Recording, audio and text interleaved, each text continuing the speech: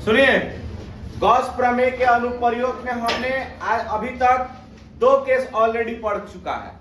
पहला केस हमने पढ़ाया था ना कि जब बिंदु गोलीय सतह के बाहर स्थित हो तो उस स्थिति में विद्युत क्षेत्र की तीव्रता हमने निकालना सिखाया था।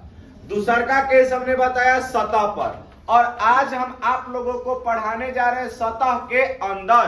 क्या चीज? सतह के अंदर। तो हाई देखो, सेल कैसन था? गोलीय।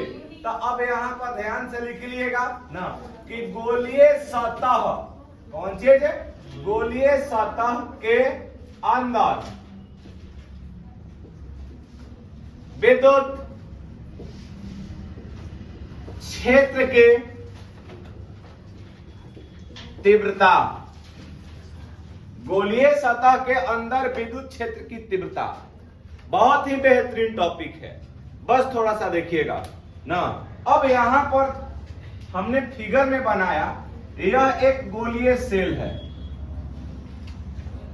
क्या है? गोलीय सेल। इस गोलीय सेल में ना धनात्मक आवेश वितरित है। कौन सा आवेश वितरित है?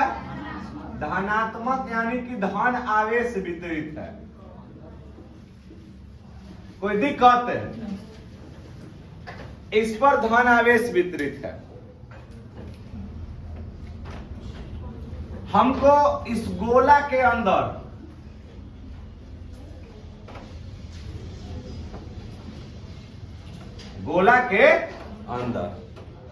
हमें क्या निकालना है, इस चीज को समझिएगा बाबू ना, ध्यान से समझेगा। ये हमारा एक केंद्र था O। केंद्र कौन सा था? O। अच्छा, गोला का त्रिज्या कितना हमने लिखा था? अब बताओ ना, अगर हम एक रेखा बाहर खींचते हैं। अच्छा ये बताइए कि हमने एक बिंदु दिया P, ये गोला के बाहर है या गोला के अंदर? बोलिए। चलिए, ये तो बाहर हो गया। अब यहाँ पर बताइएगा ना, हमने एक पॉइंट P दिया, कहां पर है? जोर से बोलिए। अच्छा, पहले कहां था? अब कहां है? सतह पर ना। तो अब बताओ सतह के त्रिज्या कितना है? अच्छा, अब बताओ एक पॉइंट हम यहाँ पर डाल दिए तो गोला के क्या हुआ? क्या हो गया? अंदर। तो हमने इस गोला के अंदर एक पॉइंट P मान लिया, और वहीं पर यह स्मॉल डिस्टेंस हमने यहाँ पर लिखा। कौन सा डिस्टेंस लिखा? तो अब ये बताइए कि ये जो P पॉइंट है गोला के बाहर है या गोला के अंदर है या गोला के सतह पर है? गोला के अंदर है। तो ये एक चीज और बताइएगा थोड़ा सा बबुआ, कि क्या इस गोला के अंदर कोई आवेश है? बोलिए। नहीं ना। जब आवेश है ये नहीं है तब यहां कंडीशन में अब आप लोग देखिएगा ना। चलिए वही कंडीशन ना,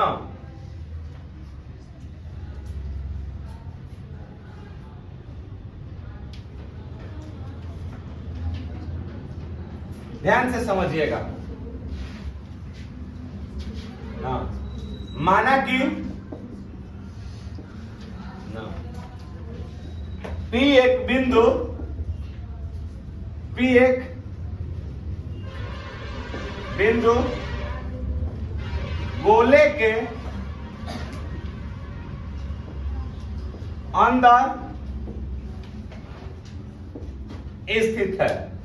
कहां स्थित है? गोला के अंदर स्थित है। समझ गए? P एक बिंदु गोला के अंदर स्थित है, जहां विद्युत क्षेत्र की तीव्रता ज्ञात करनी है। अब तरी सुन देख लीजिएगा ना, विद्युत क्षेत्र की क्या ज्ञात करनी है? अब एक बात और आप लोगों को बतला देते हैं हम ना। तो इस कंडीशन में हमने यहां पर क्या मान लिया? एक अल्प पृष्ठीय क्षेत्रफल कितना हो जाएगा ना। तो अब बताइए कि DS से होकर गुजरने वाला कुल विद्युत फ्लक्स। बताओ कितना हो गया बबुआ? डी फाई हो तो तब बतलाओ यहाँ पर डी फाई बराबर वैल्यू का हो जाएगा ई डी एस क्या करने पर? बोलो जोर से। दोनों तरफ समाकलन करने पर। जब समाकलन कीजिएगा तब बताओ क्या हो जाएगा? डी फाई आ ई इंटू कितना? तो डी फाई का इंटीग्रेशन आई आ ई इंटू कितना? एस हो जाएगा। सतह कैसन बा?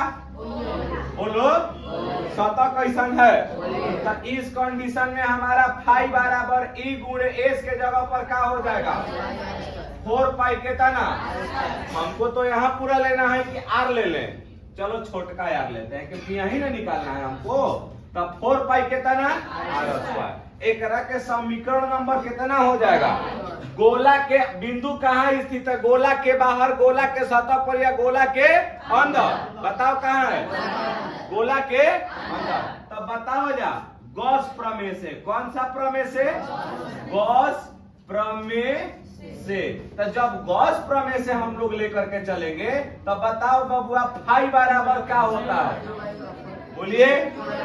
तो एक चीज यहाँ पर आप बताइए कि जो हमारा आवेश है, लाल वाला आवेश देख रहे हैं, ये कहाँ वितरित है? कहाँ पर? गोले के सतह के बाहर।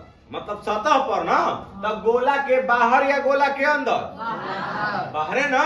सतह पर बाहर। क्या इस बिंदु पर, इस पॉइंट पी पर कोई आवेश दिख रहा है? बोलिए।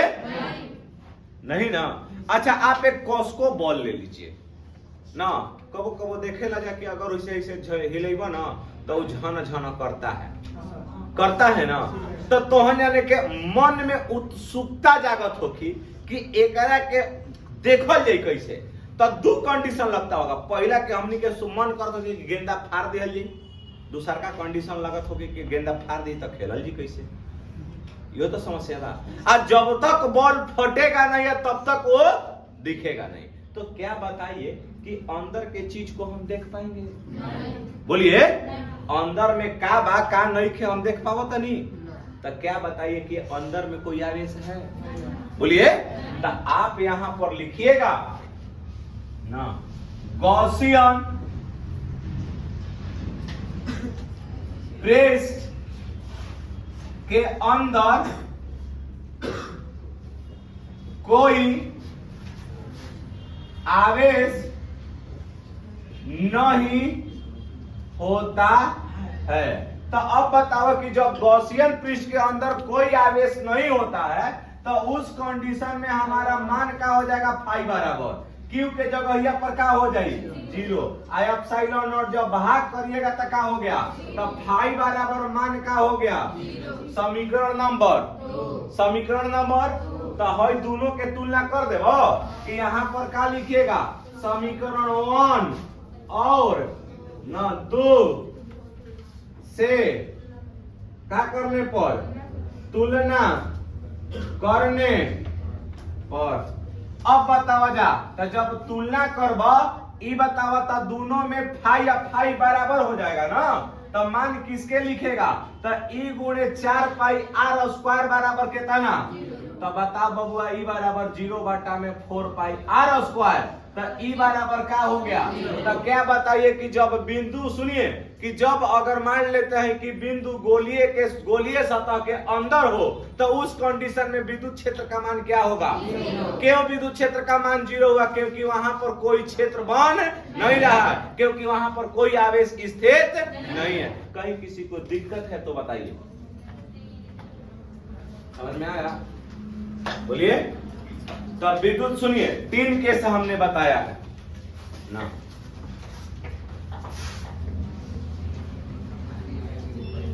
काटी पता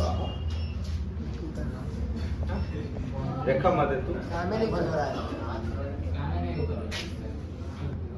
हटा 10 निकल खींच के